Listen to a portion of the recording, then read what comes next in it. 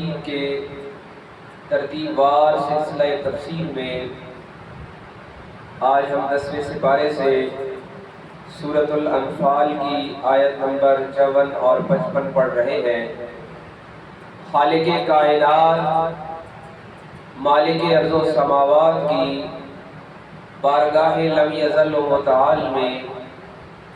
دستبستہ دعا ہے رب العالمین ہم سب کو سننے اور سنانے کے بعد اعمال خیر کی توفیق عنایت فرمائے۔ حاضرین مکرم، سورۃ الانفال کی ان آیات میں خالق کائنات اپنے عذاب اور اپنے عذاب کا ذکر فرما رہا ہے۔ کذاب آل فرعون والذین من قبلہم کذبوا بآیات ربہم، کہ یہ آل فرعون پر اور ان سے پہلوں پر بھی اللہ کی آیات کو جھٹلانے پر عذاب نازل ہو چکا ہے۔ وَأَغْرَقْنَا آلَ فِرْعَوْنَ وَكُلٌّ كَانُوا ظَالِمِينَ، اور آل فرعون کو ہم نے غرق کر دیا اور وہ ظلم کرنے والوں میں سے تھے۔ گزشتہ آیات میں بھی ہم پڑھ رہے تھے کہ خالق کائنات بے شک حساب لینے والا ہے اور وہی حساب پر سزا و جزا کا قادر ہے،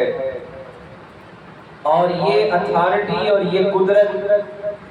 اور یہ طاقت اور یہ اختیار صرف اللہ جل وعلا کے پاس ہے،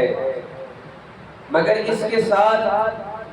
کہ وہ شان بے نیازی رکھتا ہے، وہ بے پرواہ ذات ہے اور اس کے فیصلے کو چیلنج نہیں کیا جا سکتا۔ جب وہ اپنا تعارف فرماتا ہے تو اللہ کے کلام کی آیات بتاتی ہے کہ غنی عن العالمین، کہ وہ سارے جہانوں سے بے پرواہ ہے، لیکن اس کے باوجود کہ وہ غنی عن العالمین ہے اور باوجود اس کے کہ وہ تنے تنہا اکیلا حساب لینے والا ہے، اور حساب لینے کے بعد خود ہی جزا و سزا کا مالک ہے۔ قرآن مجید کی آیات مبارکہ دیکھیے کہ فرعون جیسے دشمن خدا اور فرعون جیسے ظالم کے لیے بھی فرمایا کہ وَأَغْرَقْنَا آلَ فِرْعَوْنَ وَكُلٌّ كَانُوا ظَالِمِينَ، کہ وہ اپنے ظلم کی وجہ سے عذاب اس نے پایا ہے۔ یعنی اللہ تبارک و تعالیٰ کی شان کے شایان نہیں ہے کہ وہ بغیر کسی سبب کے اور بغیر کسی جرم کے کسی کو پکڑ کرے، اور اتنے بڑے دشمن کے لیے بھی فرمایا کہ فَأَهْلَكْنَاهُمْ بِذُنُوبِهِمْ، کہ کئی گناہ تھے جن میں آیات ربانی کا جھٹلانا بھی شامل ہے، صغیرہ کبیرہ گناہ بھی شامل ہے اور ظلم کرنا بھی شامل ہے۔ فرمایا وَكُلٌّ كَانُوا ظَالِمِينَ، اور وہ ظلم کرنے والوں میں سے۔ انسان ہمیشہ یاد رکھیے، یہ فرعون کا تذکرہ کر کے اور اس کے عذاب کا احوال سنا کر اللہ کے کلام کی آیات ہمیں یہ بتا رہی ہے کہ ہم اپنی غلطیوں کو دوسروں پر ڈال دیتے ہیں، اپنے فرائض چھوڑ دیے، نمازیں اپنی چھوڑ دی، روزے اپنے چھوڑ دیے، زکوٰۃ سے خود اپنے آپ کو الگ کر لیا، دیگر فرائض اور واجبات کو ہم نے اپنے آپ سے جدا کر لیا، اور پھر کہنا کہ لکھا ہوا ایسا تھا، ایسا لکھا ہوا نہیں ہے، ایسا لکھا ہوا نہیں ہے، اور یہ جملہ کہنا بھی نہیں چاہیے۔ اور جو ہم بآسانی کہہ دیتے ہیں اپنی ساری غلطیوں کو چھپانے کے لیے اور اپنی غلطیوں کو دبانے کے لیے اور اپنی غلطیوں کو درست ثابت کرنے کے لیے، وہ جی دور ایسا چل رہا ہے، زمانہ ایسا ہے۔ حاضرین مکرم، اس پر آقا کریم علیہ السلام کی حدیث مبارکہ ہے۔ آقا کریم علیہ السلام نے ارشاد فرمایا کہ اللہ فرماتا ہے زمانہ مجھ سے ہے، میں زمانے سے ہوں، اور زمانے کو برا مت کہو۔ ہم بڑی آسانی کہہ دیتے ہیں بس کیا کریں گی، حالات ایسے ہیں، وقت ایسا ہے، زمانہ ایسا ہے، یہ کام تو ہونا ہی تھا۔ یعنی ہم جو فرائض واجبات چھوڑ دیتے ہیں، صغیرہ اور کبیرہ گناہوں کو اختیار کر لیتے ہیں، اور پھر اپنے صغیرہ اور کبیرہ گناہوں کی خود ہی اپنے ذہن سے وضاحت بنا لیتے ہیں۔ اللہ کریم ارشاد فرماتا ہے کہ یاد رکھو اللہ کا عذاب بہت اٹل ہے، اور اس کے فیصلے مبنی پر حقیقت ہے، اس کے فیصلوں کو چیلنج نہیں کیا جا سکتا۔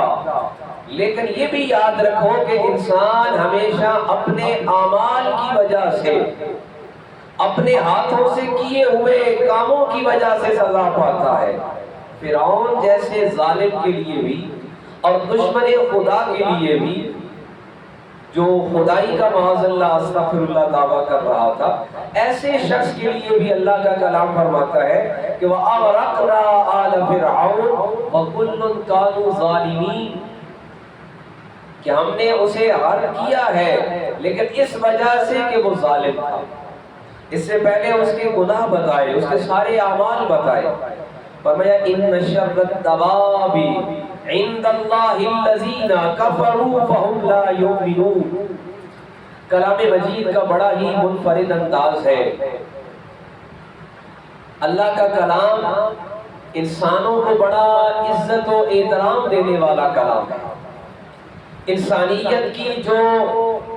ویلیو ہے اور انسانیت کی جو عزت ہے اور جو تکریم ہے، وہ اس اللہ کے آخری کلام نے انسانوں کو عطا کی ہے۔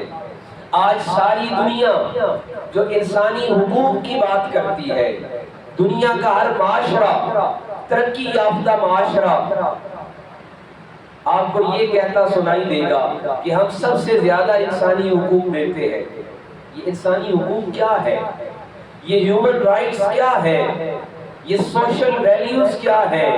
یہ معاشرتی اخلاق کیا ہے؟ یہ سب اللہ کی آخری کتاب قرآن مجید سے لیے گئے ہیں۔ یہ انسان کو یا ایھا الناس کہہ کر اور سارے انسانوں کو یا بنی آدم کہہ کر، اور وَلَقَدْ خَلَقْنَا كَرَّمْنَا بَنِي آدم، کہ ہم نے سارے انسانوں کو عزت کے ساتھ تخلیق کیا ہے، ہم نے تخلیق کیا ہے اور عزت دی ہے۔ یہ اللہ کے کلام نے بتایا ہے۔ لیکن بڑی توجہ طلب بات یہ ہے کہ ایک طرف اللہ کا کلام سارے انسانوں کو بغیر کسی رنگ، نسل، زبان اور علاقے کی تقسیم کے سارے انسانوں کو عزت عطا کر رہا ہے، اور دوسری طرف سورۃ الانفال کی آیت مبارکہ ہمیں ایک اور پیغام سنا رہی ہے۔ فرمایا ان شر الدواب، پہلے فرعون کا، آل فرعون کا ذکر کیا، اس کے گناہوں کو گنایا کہ انہوں نے اللہ کی آیات کو جھٹلایا، اللہ کے پیغمبروں کے پیغام کو جھٹلایا، ظلم کیا انسانوں پر، اور پھر فرمایا کہ ہم نے اس کو عذاب سے دوچار کیا، اس کو غرق کیا، اور پھر فرمایا ان شر الدواب، بے شک یہ سب سے برے چوپائے ہیں۔ دواب کہتے ہیں 4 پیروں والے جانور، یعنی ایک طرف انسانیت کی عزت، انسانیت کا احترام، انسانی جو حقوق ہیں، بنیادی انسانی حقوق ہیں، ان کا سبق، اور دوسری طرف جو آیات ربانی کا انکار کرنے والا ہے، اللہ کے کلام کو جھٹلانے والا ہے، اللہ کے نبیوں کی بے ادبی و گستاخی کرنے والا ہے، انسانیت کے ساتھ ظلم کرنے والا ہے، مخلوق خدا پہ جبر کرنے والا ہے، فرمایا ان شر الدواب، یہ سب سے برے چوپائے ہیں۔ حالانکہ اللہ کی کتاب میں جانوروں کو بھی برا نہیں کہا ہے، یعنی باقی جو چار ٹانگوں والے ہیں انہیں برا نہیں کہا ہے، لیکن فرمایا کہ یہ جن کا تعارف ابھی کرایا ہے نا، کہ جو ظلم کرنے والے ہیں، جو آیات ربانی کا انکار کرنے والے ہیں، جو صغیرہ کبیرہ گناہوں کا شکار ہے اور اپنے گناہوں کو دوسروں پر ڈال رہے ہیں، فرمایا یہ زمین پہ چلنے والوں میں سے سب سے برے ہیں، بدتر ہے۔ ان شر الدواب، یہ سب سے برے جانور ہیں، عند اللہ، اور کہاں پر ہے؟ اللہ کے نزدیک۔ سارے انسان قابل احترام ہیں، سارے انسان لائق تکریم ہیں، سارے انسانوں کے حقوق برابر ہیں، لیکن ظالم کو برابر حقوق نہیں دیے جا سکتے۔ جو مخلوق خدا پہ جبر کرے، جو مخلوق خدا پہ ظلم کرے، اللہ کا کلام کہتا ہے ان شر الدواب عند اللہ الذین کفروا، یہ وہ لوگ ہیں جنہوں نے اللہ کے نزدیک کفر کیا ہے، کفر اوروں نے بھی کیا ہے،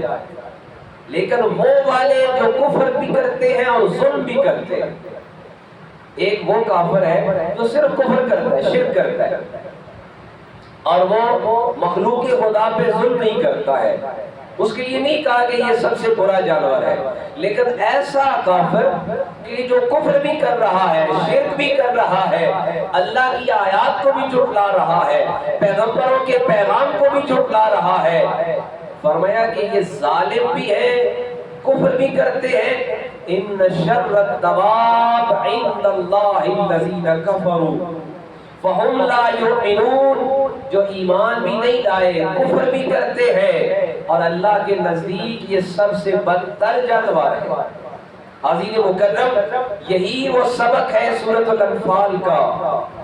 اور سورۃ الانفال کی ان آیات مقدسہ کا، کہ اللہ کا کلام یہ بتا رہا ہے کہ انسان لائق تکریم ہے،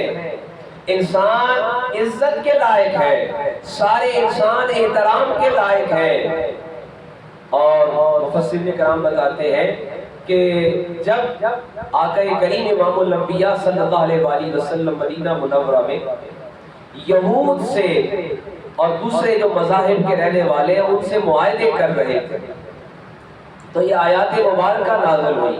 کہ یاد رکھیے ان میں سے وہ لوگ جو انسان کو اس کے حقوق دیتے ہیں، جو انسان کو اس کے حقوق تسلیم کرتے ہیں، چاہے وہ کسی مذہب سے تعلق رکھتے ہیں، اور یہی اسلامی فلاحی ریاست کا وہ بنیادی اصول ہے جو حضور حتمی مرتبت نبی رحمت صلی اللہ علیہ وآلہ وسلم نے مدینہ منورہ کی اس بستی میں آغاز فرمایا، کہ کوئی کسی مذہب سے تعلق رکھتا ہے، کسی معاشرت سے تعلق رکھتا ہے، کسی نسل سے تعلق رکھتا ہے، اگر وہ انسان کو عزت دیتا ہے، اگر وہ انسانیت کا احترام کرنے والا ہے، تو اس کے ساتھ معاہدے کیے جا سکتے ہیں، اس کے ساتھ میثاق کیا جا سکتا ہے۔ آقا کریم امام الانبیاء صلی اللہ علیہ وآلہ وسلم نے مدینہ شریف میں رہنے والے دوسرے مذاہب کے ماننے والوں کے ساتھ معاہدے کیے، اور جب معاہدے کیے تو سورۃ الانفال کی آیات مبارکہ نازل ہوئی کہ یاد رکھیے جو لوگ کسی بھی مذہب سے تعلق رکھتے ہیں، کسی بھی مکتبہ فکر سے تعلق رکھتے ہیں، اگر وہ انسانوں کو عزت دینے والے ہیں اور انسان کی تکریم کرنے والے ہیں اور انسان کے ساتھ ظلم کرنے والے نہیں ہیں، تو ان کے ساتھ معاہدہ کیا جا سکتا ہے، ان کے ساتھ میثاق کیا جا سکتا ہے، ان کے ساتھ مواقعات کیا جا سکتا ہے، اور یہی اسلامی فلاحی ریاست کا وہ آغاز ہے جو آقا کریم امام الانبیاء صلی اللہ علیہ وآلہ وسلم نے جب یثرب کی وادی میں، جس کو مدینہ منورہ کہا جاتا ہے، اور یہ بھی یاد رکھیے ہمارے کچھ حضرات نعت کے شوق میں نا یسرب لفظ میں بولتے ہیں، اس سے منع فرمایا گیا ہے، کیونکہ یسرب کہتے ہیں بیماریوں کی جگہ ہو۔ اور جب نبی رحمت حضور حتمی مرتبہ تشریف لے آئے تو وہ وادی، وہ علاقہ، وہ خطہ جس کو سارے عرب بیماریوں کا گھر کہتے تھے، اب جب در یتیم عبداللہ جناب سیدہ آمنہ کے لال وہاں تشریف لائے تو وہ بستی مدینہ منورہ ہو گئی۔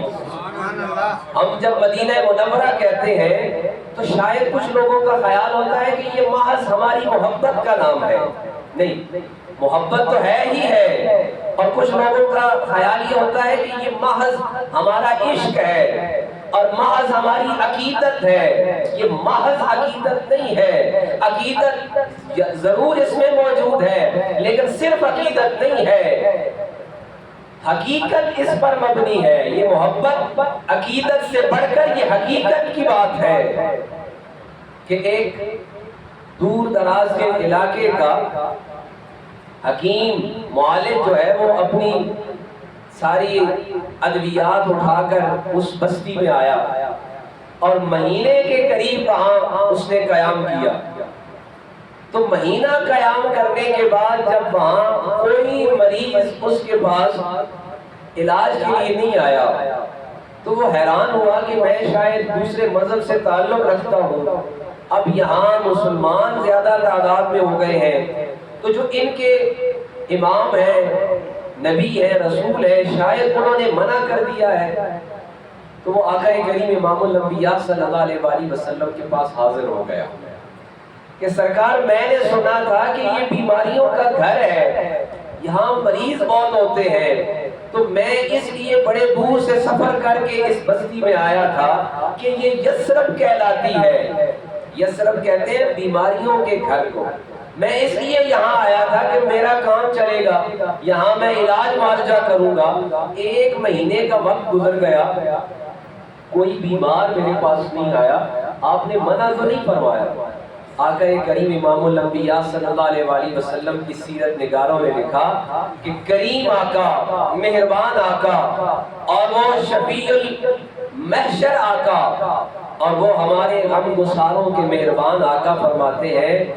اے اللہ کے نیک بندے، میں نے تو کسی کو منع نہیں فرمایا، ہاں ہم نے جو انہیں معاشرت دی ہے، ہم نے جو انہیں زندگی گزارنے کا طریقہ دیا ہے، اس میں 5 وقت وضو کرنا ہے، اس میں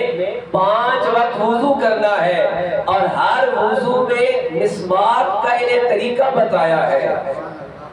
اور پھر اسی طرح آقا کریم نے نمازوں کا طریقہ بتایا، اور پھر آقا کریم نے بتایا سال بھر کے دوران 1 ماہ کے روزے کا انہیں طریقہ بتایا۔ اب جب ساری آقا کریم امام الانبیاء کی زبانی اس نے سنا نا تو وہ کہنے لگا میں اپنا سارا سامان اٹھا کر جا رہا ہوں، واقعی یہ یسرب نہیں رہا، یہ مدینہ منورہ ہو چکا ہے،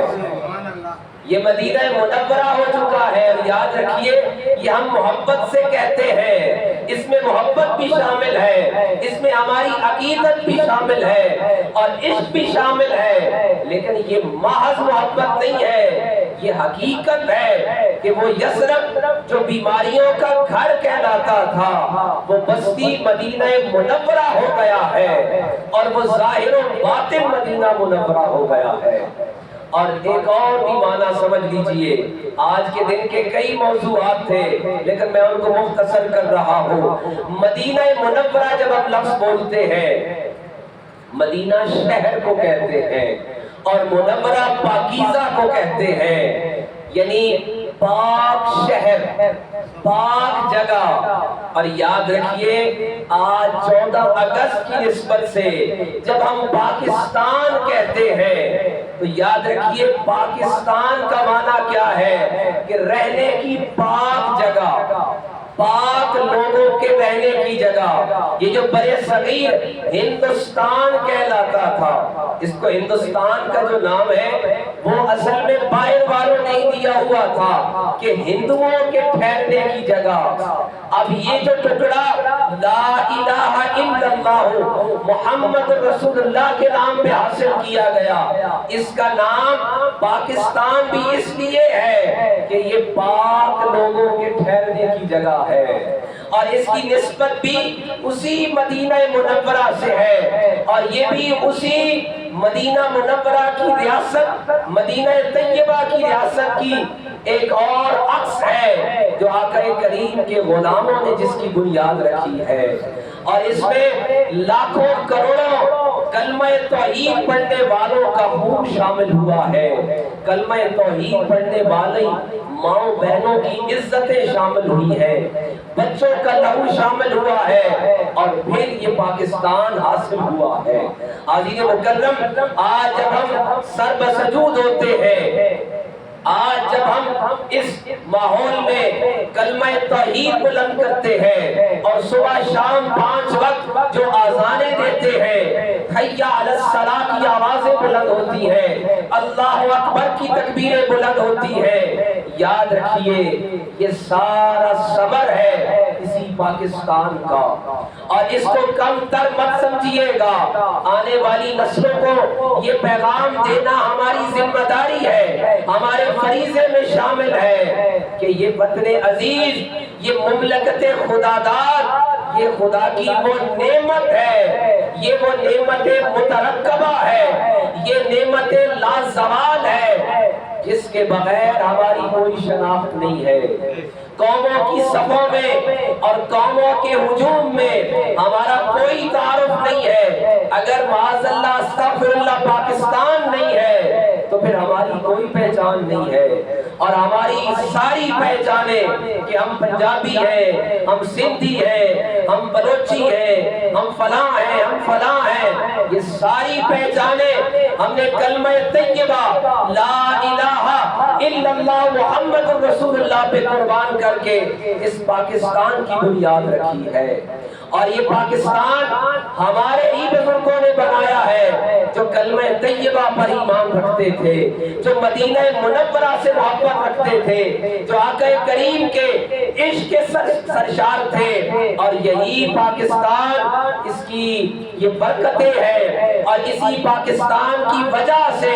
ہماری عزت ہے۔ اور یقین کیجئے ہمیں جو یہاں قرآن پڑھنے کی آزادی ہے، ہمیں یہاں جو نعت کی آزادی ہے، جو درود و سلام کی آزادی ہے، جو آذان کی آزادی ہے، جو محراب و منبر قائم ہے، جو مسجدیں قائم ہے، یہ ساری عزتیں اس پاکستان کے ساتھ ہے۔ اور خدا نہ کرے کہ ہم آنے والی نسلوں کے دلوں سے اس پاکستان کے جو تکریم ہے اور اس پاکستان کی جو قدر و قیمت ہے ہم اس کو گھٹنے نہ دیں۔ اللہ رب العزت کی بارگاہ میں اس دعا کے ساتھ کہ رب لم یزل ہمارے اس مملکت پاکستان کو تا صبح قائم و دائم فرمائے۔ نعرے کا جواب دیجئے، نعرہ تکبیر، نعرہ رسالت، نعرہ حیدری، پاکستان، پاکستان، اسلام،